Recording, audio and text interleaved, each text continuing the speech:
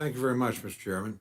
Mr. Chairman, our hearing today covers two items. The first I'll discuss is H.R. 7309, the Workforce Innovation and Opportunity Act of 2022. Unfortunately, today's hearing represents yet another missed opportunity for bipartisanship.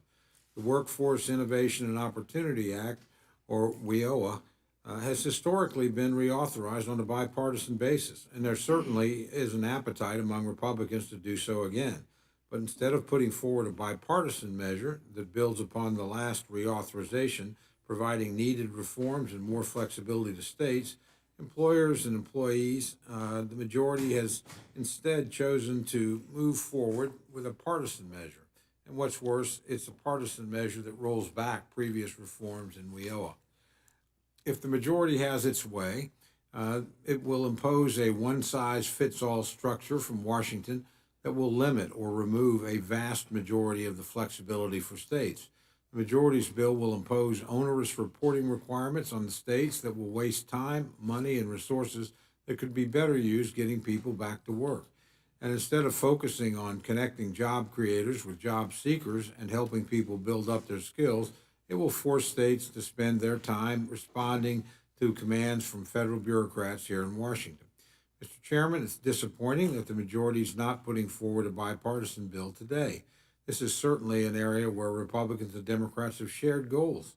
When people join or return to the workforce or gain skills needed for better, higher paying jobs, we all win.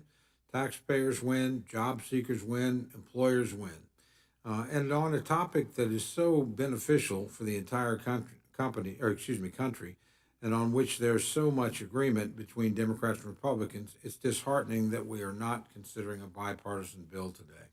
Our second bill, H.R. 7688, the Consumer Fuel Price Gouging Prevention Act, the majority claims this bill is intended to address spiraling gas and diesel prices.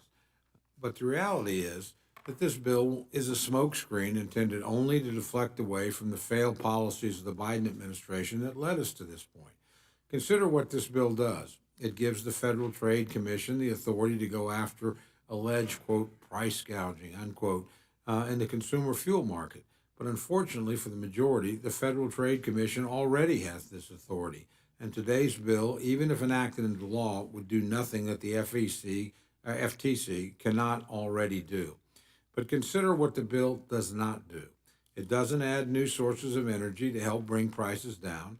It doesn't fully open up federal lands to oil and gas drilling, which President Biden single-handedly stopped earlier in his administration.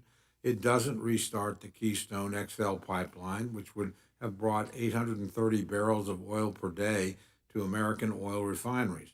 It doesn't stop the administration from prioritizing buying oil from adversarial countries like Russia and Venezuela over developing our own domestic energy resources, and does nothing to ensure that America has an all-the-above energy policy to secure American energy independence. Mr. Chairman, it's unfortunate that a bill this weak and this pointless is all that the majority can offer. American consumers are hurting right now. They are being hit every day with a double whammy of rising inflation and rising gas prices. It's becoming harder and harder for working families to make it between rising food prices, rising fuel prices, and the steadily eroding buying power of wages.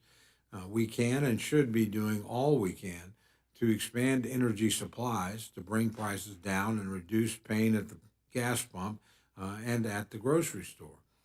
And instead, all we have to consider is this pathetic fig leaf of a bill that will do absolutely nothing to solve this crisis. It's a sad state of affairs, Mr. Chairman. We must do better than this. The American people expect no less. With that, I yield back.